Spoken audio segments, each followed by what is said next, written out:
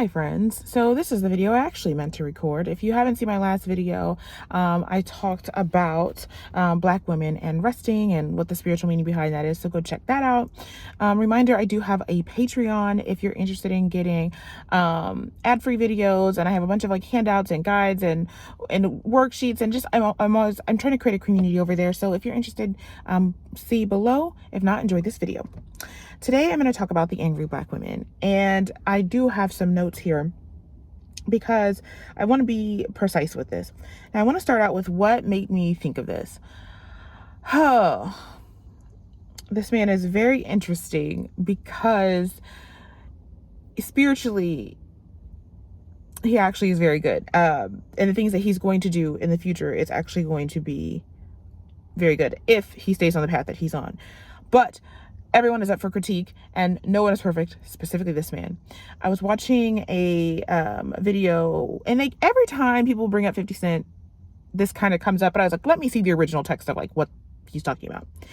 And of course we know the 50 Cent interview with Lil Wayne and the comments that he made about Black women, which he didn't really have to make them because all of them make their actions show it for the past 30 or so years that they've been famous. That whole crew, any Black rapper, any athlete, Black athlete, you can pretty much assume believes it. So it's all in your energy boost. So you didn't really need to say it, or you can't say it was taken out of context because this is a tenth of what you believe. However, he did made the manipulative comment about angry Black women, which is what they resort to when they're not getting their way, or they get backed in a corner or what have you. There's a lot of things I can go on that, but I don't actually want to go in on him. I actually want to talk about the angry Black women and why that is good and what that means, and about anger, because in our community as women, we are not allowed to be humans by anyone. And so there's, this channel is about everything that I've learned, and so I want to talk to you about the things that I've learned and what anger is connected to and what its productivity is and how you're not broken, nothing is wrong with you. Like,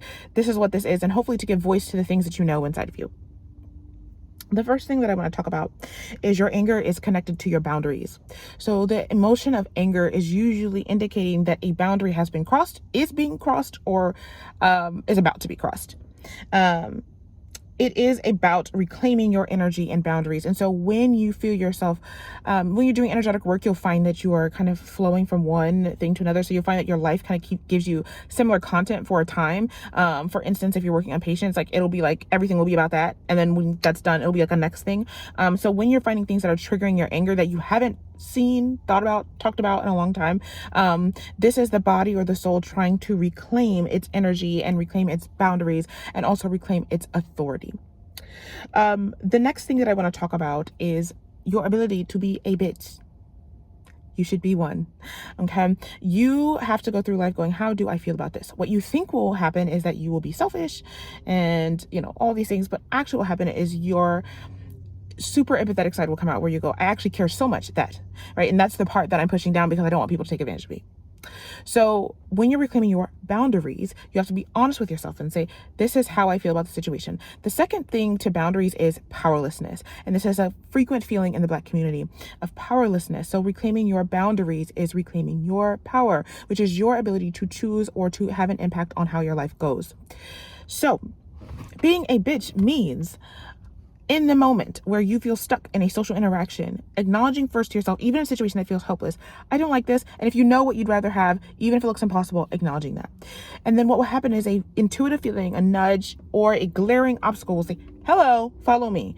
And what happens is your fear will block you and go, no, because I don't want it. And you have to take the leap of faith and do it anyway, even if it means you're perceived a certain way, or a lot of times you just fear that you'll be perceived a certain way. But you'll be surprised at how things work out. I want to remind you that we are no longer accepting crumbs, no matter what's in front of you. A lot of people say, what other choice did I have? I hear that often with women. I didn't really have another choice. You always, always, always have a choice. You have to choose what is right for you. And even if that means I say no to everything because I don't know another path, but I know I'm not doing this. You have to get comfortable and being strong in that way. You just have to. There's no other way. I know we want the easier thing where it's like, oh, here's this like nice little net to catch me. Sometimes, especially as Black women, the state that we're in, you just got to say, no more. I don't know what's next. I don't know what else is that. I really believe there's no other options, but no. And I would remind you, be a bitch. Be a bitch. Say what you want to say. Say what you mean. Mean what you say. Stop smiling when you don't want to smile. Stop accepting what you don't want to accept. White lady is cutting you off with her cart or not moving out of the street. Stop. Excuse me. Oh, I'm so sorry. No, no, no, no, no. What do you want to do? Do you want to keep moving? Okay, if we bump into each other, girl, that's what we do. Or do you want to speak to, excuse me, please don't hit me, please don't, right? Or do you just want to, do you not want, when they go, oh, and they try to like feign that, I didn't know, but you knew. Do you stop smiling, stop accepting it, stop, oh, it's fine, it's not fine. So you go, thank you for letting me know that, thank you. Or just look at them and moving on, because I see you.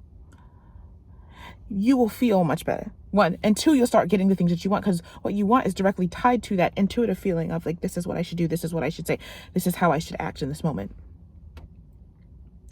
I want you to remember to expect more of others, and this is what is tied to that powerlessness, because you feel like nothing else can happen, but you are expecting more of others. And by being a bitch or saying what you mean, meaning what you say, you open the door for that to happen. I want you to remember that a woman's confidence intimidates toxic men. And so when men are going, angry black women, when you're arguing or saying bullshit, okay, you know that's not somebody you should be around or just be around at this time. Okay. And again, expect more of others. So life is a flow. We all grow. We all mature. So you're commanding that of them. If you will not, I will not be in your presence. If you would like to mature, that's great. Now I'm not going to be around to baby you. Okay. So if you want to grow, it's going to be on your dime and you need to do it right now. On Tuesday, if this is not fixed, out. I'm not giving you 3 years to figure it out. Figure it out now. So this is also a lesson in power and powerlessness. You take your control back. This is your body. Okay. Your husband, your friends, your children are not in control of you. This is your body. No matter how much they religionize you, this is his and you're sharing. You're not sharing. It's yours.